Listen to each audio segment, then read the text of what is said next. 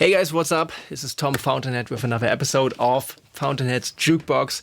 It's late, I'm tired, I just came back from the gym, been recording guitar videos all day, but I still want to tell you about this song that I heard today after at least 1 or 2 years of not listening to it, and I just got really excited again over the song and album, and I want to share that with you and hopefully turn one of you or two or three on to this amazing band called the Mercury Tree. So the Mercury Tree are, to my knowledge, from Portland in the US. My belly is roaring, but we're gonna finish this episode. So the Mercury Tree are from Portland, as far as I know, and they are proud warriors of the microtonal, if you will. So they really experiment a lot with different tuning systems, microtonal elements, and have their guitars and keyboards tuned to different tuning systems than our Western, standard tuning, 440 hertz.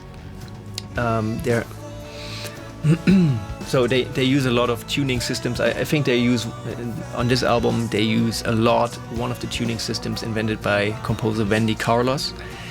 And microtonal music is a very interesting subject because there's a community out there dedicated to it, to microtonal music. And I think it's a very important community and important work being done, turning people on to different sounds and different ways of making music, to the spaces in between our Western notes. And obviously I'm a huge fan of it and kind of a proponent of it, playing fretless guitar and oud and all those things.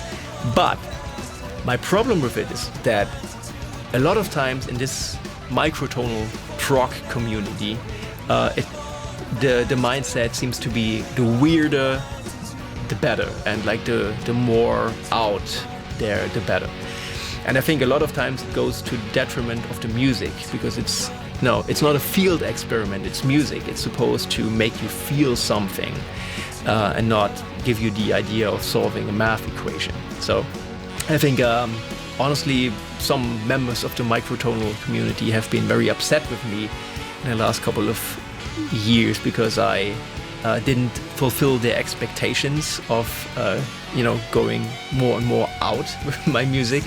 But be that as it may, the reason I'm mentioning that is because I personally feel that the way that the Mercury Tree on this album, which is called Permutations, incorporate microtonal ideas and elements into just basic, not basing as a negative thing, but just solid songwriting and the sound of a great band playing together. It's really good, really good. And it got recommended, this album, to me by somebody called Gabriel Riccio, who was one of my singers on my solo album Reverse Engineering, and he recommended the album to me when it came out, around the time when we were working on Reverse Engineering.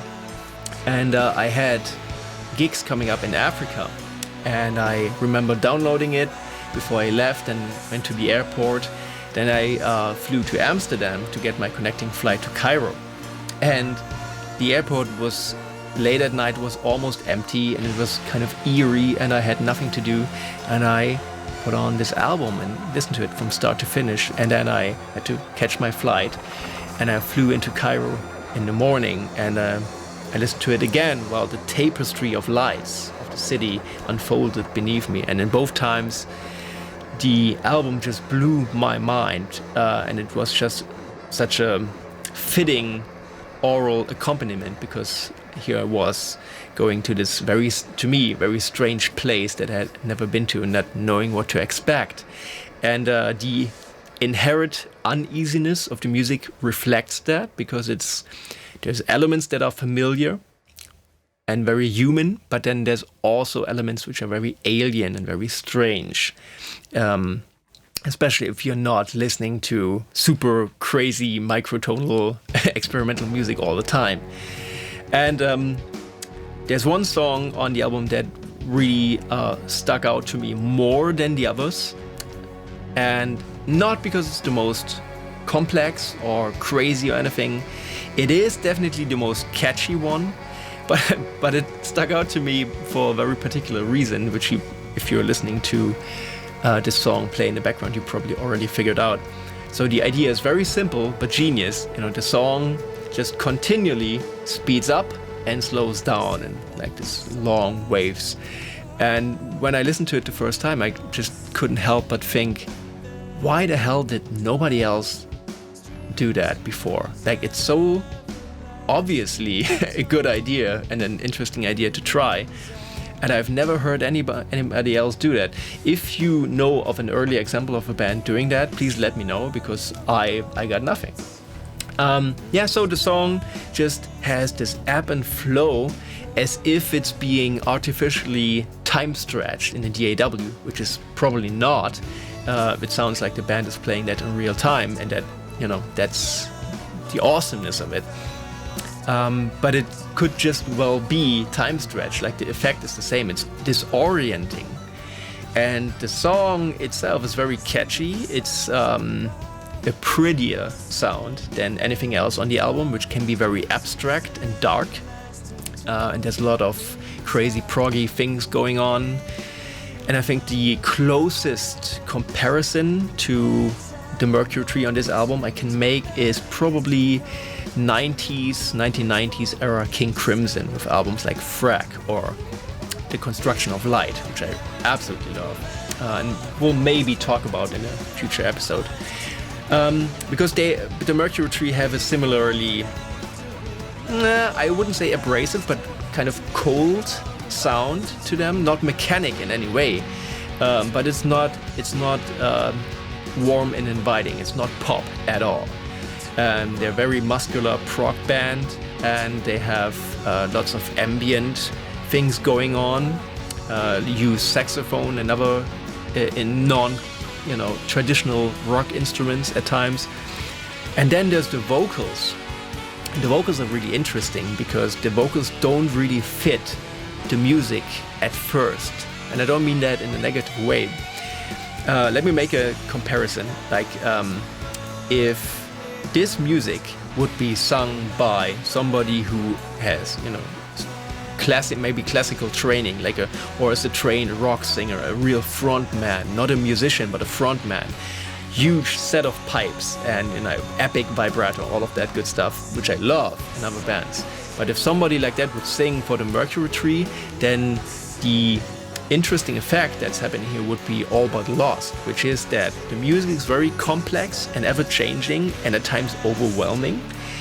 But the vocals, because they don't have such a great range, and they're a little bit shaky sometimes, and you can tell that it's not a trained singer on the mic. But because of that, they're very human and they're very relatable. And they are kind of like this friendly presence throughout the album, which is kind of like your tour guide. So whatever scary things are going on left and right, your buddy is here to guide you successfully through the album, and you're safe. This is kind of like the vibe that I get from the vocals, which may just be my personal interpretation. But maybe it's intentional, I don't know.